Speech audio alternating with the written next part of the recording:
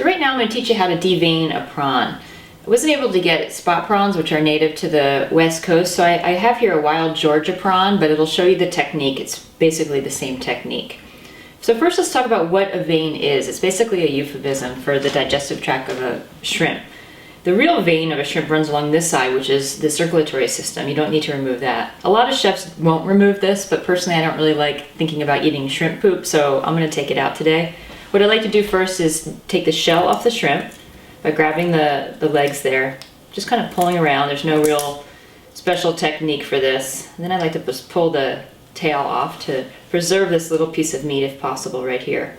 I don't throw these away because these are basically all the flavor of the shrimp is in the shell. So I keep a bag in my freezer. These actually are raw shrimp shells from spot prawns, which are this color when they're raw, which is kind of cool.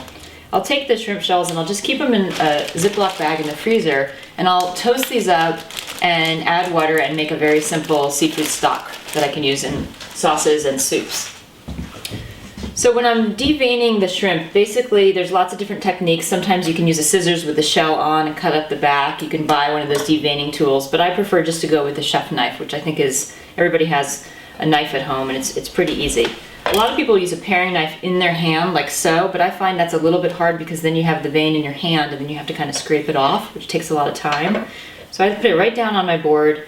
I make a cut that's about 1/8 of an inch. I go all the way down to the head end right here, and I leave my knife right where it is. I press down, and when I press down it basically grabs the vein, and then I turn the shrimp outward.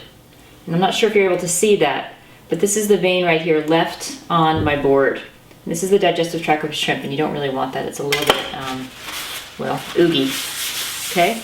There's still a little bit left in here, so I'm just going to kind of grab it and pull, or you can just take it and rinse it right under the water, which I'm going to do right now. So I'll be right back with a nice clean shrimp.